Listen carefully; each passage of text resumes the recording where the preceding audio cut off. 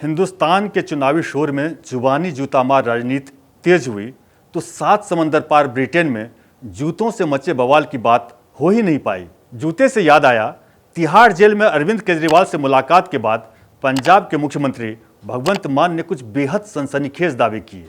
संवैधानिक पद पर बैठे मान ने दावा किया कि केजरीवाल के साथ जेल प्रशासन आतंकियों जैसा सलूक कर रहा है और उनकी मुलाकातों के बीच शीशे की जो दीवार थी वो इतनी गंदी थी कि दोनों साफ साफ एक दूसरे का चेहरा तक नहीं देख पा रहे थे। बात ब्रिटेन से चली और केजरीवाल तक पहुंच गई। आखिर क्यों? जूतों से जुड़ी सियासत के हर पहलू से हम आपको रूबरू कराएंगे, क्योंकि ये कर्तव्य पथ है। बात ब्रिटेन से निकली और केजरीवाल तक पहुंच गई तो पहले दिल्ली के सरजी की ही बात कर लेते हैं। भारतीय राजनीति में केजरीवाल शायद इकलौते नेता हैं जिन पर 2 बार जूते चले। इसके अलावा उन्हें थप्पड़ से लेकर मिर्च पाउडर, स्याही जैसे हमलों का भी सामना करना पड़ा, जिसकी हम कड़ी निंदा करते हैं। लेकिन इन सब के बावजूद जूते खाने के मामले में रिकॉर्ड तो ताइवानी राष्ट्रपति मा यिंग-ज़िऊ के ही नाम है, जिन्हें 1-2 बार नहीं, 2013 में साल भर में 9 बार अलग अलग जगहों पर जूते खाने पड़े।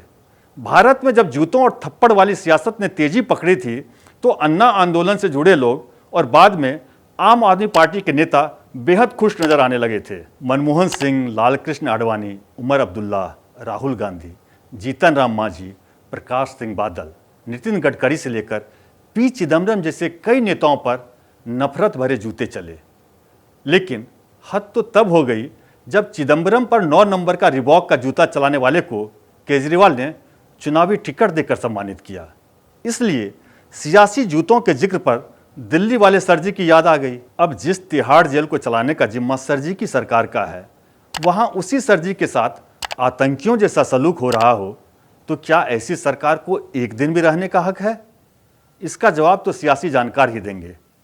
भगवंत मान ने यह भी कहा कि मुलाकात और बातचीत के बीच शीशे की जो दीवार थी वो इतनी गंदी थी कि दोनों एक दूसरे का चेहरा तक साफ साफ नहीं देख पाए। ये केंद्र सरकार के स्वच्छ भारत अभियान की अनदेखी और दिल्ली सरकार में कुछ कर्मचारियों के कामचोर होने का सबूत है। इसलिए इस पर जेल के बाहर से सरकार चलाने वाली दिल्ली सरकार की मंत्री आतिशी को ध्यान देना चाहिए। आतिशी ने दावा किया था कि वो जेल में बंद मनीष सिसोदिया की खड़ाऊं कुर्सी पर रखकर सरकार चलाएंगी। अब या तो मनीष सिसोदिया खड़ाऊं पहनते नहीं, अगर पहनते हैं तो जूतों के सौतेले भाई के साथ ये सौतेला सलूक ही है, क्योंकि उसकी कस्में खाकर भी दिल्ली सरकार के अंदर आने वाले तिहाड़ जेल में दिल्ली के मालिक की कोई सुनवाई नहीं। जूते के सौतेले भाई खड़ाओं की सौगंध में थोड़ी भी ताकत है तो आतिशी को फौरन तिहाड़ प्रशासन को एक हुक्म देना चाहिए। हुक्म ये कि आम आदमी पार्टी से जुड़े जितने भी नेता जेल में हैं उन्हें इस तरह के शीशे की दीवारों पर जमी गंदगी को साफ करने के काम में लगाया जाए। इससे वो ये तय कर पाएंगी कि कितनी सफाई से वो एक दूसरे का चेहरा देख पाएंगे और सफाई के काम में कितनी कमी रह गई है। बहरहाल बात ब्रिटेन से निकली थी और भटक कर अपने सरजी तक पहुंच गई। इसके लिए माफ़ी। अब असल कहानी पर आते हैं। हुआ ये कि ब्रिटेन ने भारत सहित दुनिया पर राज करते वक्त जो लूट मचाई थी, अब उसे उसका हर्जाना भरना पड़ रहा है। भारत पर 200 साल तक राज करने के दौरान उसने जैसा दुख दिया, अब उसके सामूहिक दुख की वजह ऋषि सुनक नाम का एक भारतीय मूल का व्यक्ति है। आमतौर पर बटी राय रखने वाला ब्रिटिश समाज इन दिनों सुनक से चिढ़ की वजह से एक मत है। ऋषि सुनक से नफरत की हद तक पहुंचे चिढ़ की वजह जूते हैं। सुनक ने एक इंटरव्यू के दौरान एडिडास सांबा ब्रांड के जूते क्या पहने, लोग कूल माने जाने वाले इन जूतों पर ही हॉट हो गए। फिर क्या था, लोगों ने इस खास ब्रांड के जूतों को ही जूते मारना शुरू कर दिया। सुनक के पहने जाने से जो जूते कूल नहीं रहे, उन जूतों को हटाने की मांग तो सिंबल भर है। असली बात यह है कि वहां के लोगों को हिंदुस्तानी मूल के अमीर शख्स ऋषि सुनक का उन पर राज करना हजम नहीं हो रहा। हालांकि सुनक ने अपने खिलाफ लोगों के गुस्से को देखकर माफी मांगने में देरी नहीं की, लेकिन जिन अंग्रेजों का जलियांवाला बाग से लेकर भारत की धन संपदा की लूट में दिल नहीं पसीजा, वो भला सुनक को इतनी जल्दी माफी कैसे दे दें? जिस सुनक की पत्नी अक्षता क्वीन से भी ज्यादा दौलतमंद हो, वो शख्स अगर कूल दिखने वाले जूतों में नजर आया तो तो आर्थिक बदहाली से गुजर रहे ब्रिटेन के लोगों को ऐसा लगने लगा मानो सुनक ने उनके गरीबी के घावों पर जूता मारा है। समझ जाइए, आप दुनिया में कहीं भी चले जाएं, जूते की राजनीति हर जगह दिखेगी।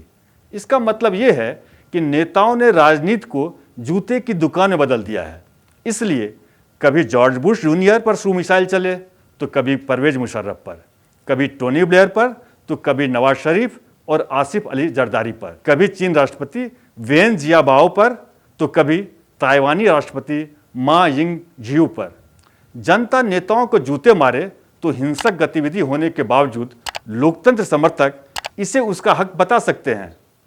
लेकिन नेता जब जूता मारते या मरवाते हैं तो वो सिर्फ उनके विरोधियों के मुंह पर नहीं पड़ता, वो जूते जनता के कान पर पड़ते हैं, जनता की बुद्धि पर पड़ते हैं, जनता के मन और विवेक पर पड़ते हैं। नेता दावा करते हैं कि वो देश की भलाई के लिए लड़ रहे हैं, लेकिन जनता समझती है कि वो भलाई नहीं मलाई के लिए लड़ रहे हैं।